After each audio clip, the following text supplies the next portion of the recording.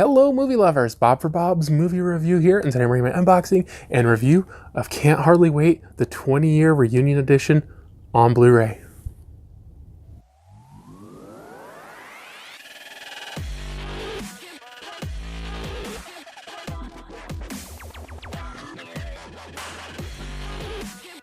Be sure to click subscribe and click on the bell icon to be notified whenever I upload great new content. If you enjoy the video, be sure to show it some love and give it a like rating. So this one includes the Blu-ray, Ethan Embry, Charlie Korsmo, Lauren Ambrose, Peter Facinelli, Seth Green, and Jennifer Love Hewitt. Can't Hardly Wait 20-year reunion edition. Man, this makes me feel old. How many of you weren't even born yet when this came out? Yesterday's history, tomorrow's the future. Tonight's the party. I think I've only seen this movie like once before. It's been a really long time.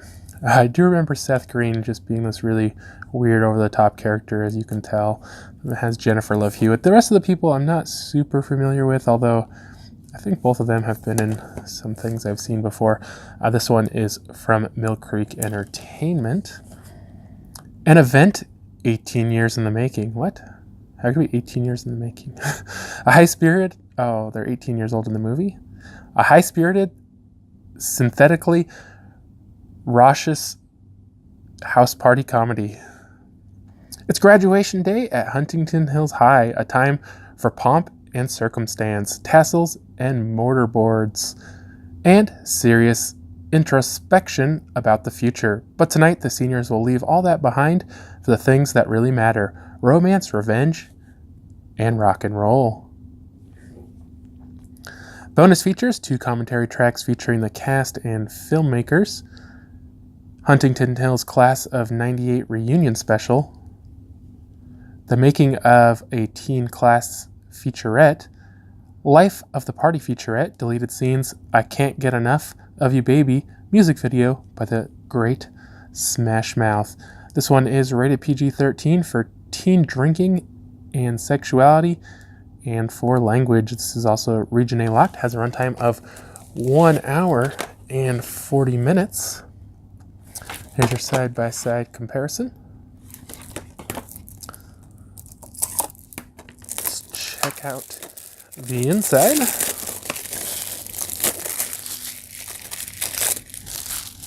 If you guys have seen this one, love to hear your thoughts without spoilers down in the comment section below.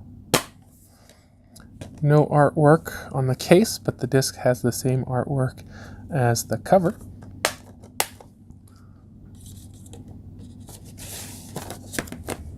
Alright guys, I got to check out Can't Hardly Wait. This one is rated PG-13, has a 1 hour and 40 minute runtime, and is a comedy romance. It is directed by Harry Elfont and Deborah Kaplan, and it stars a list of young 1990s who's who of actors: Jennifer Love Hewitt, Ethan Embry, Charlie Korsmo, Lauren Ambrose, Peter Facinelli, Seth Green. Of course, I think Seth Green was about 40 when this came out.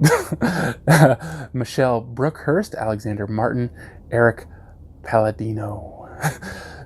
There were also, like, Selma Blair was in this for a short cameo, Jason Segel, just a whole bunch of, really young actors who, well, didn't go on to much else.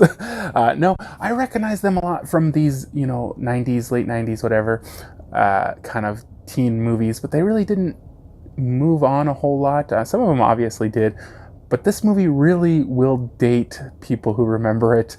A lot of these actors, they're not around a lot anymore. I'm not saying none of them are or whatever, but you just don't really see them anymore. And the music, I remember this music being popular when I was a teenager. This was about the time, like right when I went into high school or so, this came out. And, I remember the bands and the music, but it's like, you don't ever hear those bands anymore. No, today's youth doesn't know who those bands are. So it's definitely one of those times where I feel like, I'm not super old, but I'm getting there. This movie will really date you. As you know, I was 15 or 16 when this came out, and it's 20 years ago, so actually that's about the exact age I am. So that does make sense. So this movie is one of those ones about, you know, kind of the last day of school, the last party, the party after graduation. Just curious, like, what's your guys' favorite, like, last day of school, graduation party, last big hurrah after high school movie? Like, what do you guys enjoy the most? Just curious.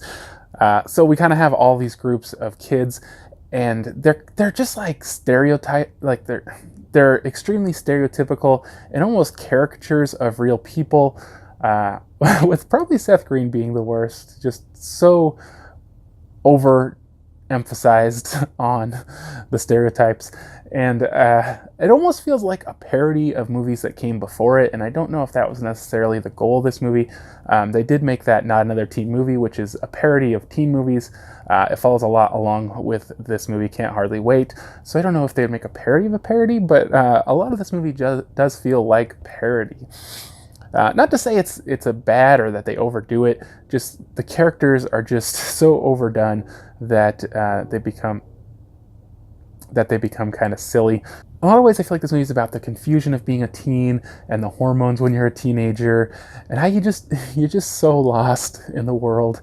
And so we're at this party at this girl's house after graduation, and the one guy, he's trying to tell Jennifer Love Hewitt how much he's loved her all through high school, and he's finally going to get the courage. And of course, nothing goes right. And then there's Seth Green's character, who's trying to score for the first time, and just a bunch of characters kind of dealing with relationships and their band breaking up, and trying to get back at the bully who's bullied you all through high school. And I think this is actually a really fun movie. I've seen it before, but I think only maybe once or twice.